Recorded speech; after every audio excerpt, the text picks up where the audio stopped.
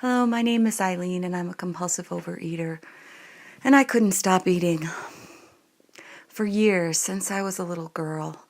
Food was my comfort, food was my friend, my loyal companion, the one thing I could turn to when I was sad or lonely or confused or angry or just about anything. But today, I'm a member of GreySheeters Anonymous. I weigh and measure 3 meals a day off the Grey Sheet food plan. And I write those meals down, commit them to my sponsor, don't eat in between those meals no matter what. And today, that Grey Sheet abstinence is the most important thing in the world to me. It's given me a life that I never would have had without it. I really could not stop eating, especially after I started to have just one bite of some sweet something, something I could get with my babysitting money at the store, at the corner market, something I could find in the cupboards in my home. I just really depended on that in my childhood and then later on in my adolescence and even as a grown woman. I can remember just going to the grocery store and squirreling away some things that a child would normally buy and eating them all the way home and disposing of the wrappers so my husband couldn't see them. I didn't know at the time why I was so compulsive about it. I didn't understand why I couldn't stop. I thought it had to do with willpower. I thought it had to do with being just a weak person. And when my body got plumper and plumper and I couldn't fit into the clothes that I liked, I refused to buy clothes of a bigger size. And I felt ashamed of the way I looked, So I did the thing that I did it to myself. I confined myself. I wouldn't go out with people. I wouldn't socialize very much. And so I kind of created a prison of my own making, of my own shame, of my own self-loathing. And even though I promised over and over again to stop, or just have one, people would say to me, why can't you just have one?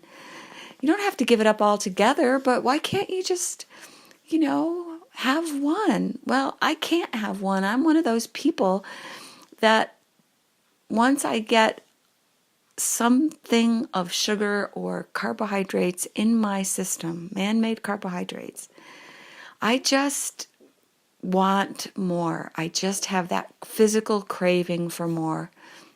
And I'll do whatever I can to keep eating it until it's gone. I'm not proud of this. I just can accept today that this is the fact of my life as a compulsive overeater. And in order to have a solution, it isn't going to come in my head from the willpower and the strength of my determination not to eat. So I found and discovered in GreySheeters Anonymous and in the meetings that I attend, in my relationship with my sponsor, who does the same thing that I do, that if I just stay away from those foods altogether, I don't live with that craving and I can deal with the obsession by just not eating and doing something else, often preparing my next abstinent meal or shopping for abstinent food. I can go and shop on the outsides, skirt the outsides of a grocery store where the produce is and where the proteins are, and avoid the middle aisles altogether because I rarely need them. And by doing so, I can get the food that I like, put it in my refrigerator or my freezer, know that I have the foods that I need to stay abstinent. And I insist that I like the foods that I eat. Now, I would say I love my abstinent food. It doesn't taste like diet food to me. It doesn't taste like rabbit food. I use spices in my food. I've learned how to cook meals that taste good to me. And I don't make myself eat food just because it's, quote, good for me. I only choose the foods off the Grey Sheet that I really enjoy. so that I look forward to every meal. And I can tell myself when I see other people eating holiday sugars. Easter's coming up. There's always something coming up that you go shopping in the store and all you see are these very colorful, lovely packaged sugar items. And I used to just live for those items, but not today. Today, I can tell myself as I walk by those aisles, another meal is coming, another gray sheet meal that I'm going to really like. So that's what makes it different from a diet for me. Diets were just times that I had to eat very little amounts of food that didn't taste very good, that were dry or sour or flat tasting or just plain yucky. And I couldn't wait until the number on the scale gave me permission to eat the food I really wanted to eat. And that, unfortunately, just started the whole cycle all over again, where as soon as I got sugar into my body, I would crave more. I would eat too much. I would feel terrible about it. And I would hide from myself and from everybody else who loved me because I felt like such a disappointment. So today I live in the solution of GreySheeters Anonymous. I attend meetings where people are just like me and they know exactly what goes on in my mind.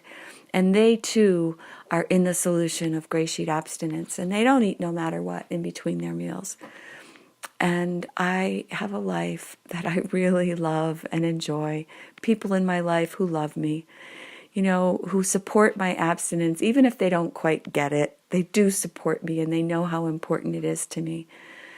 And I am so grateful to be abstinent today. Thanks, and I wish you all a happy abstinent day. I don't eat no matter what. My name's Eileen.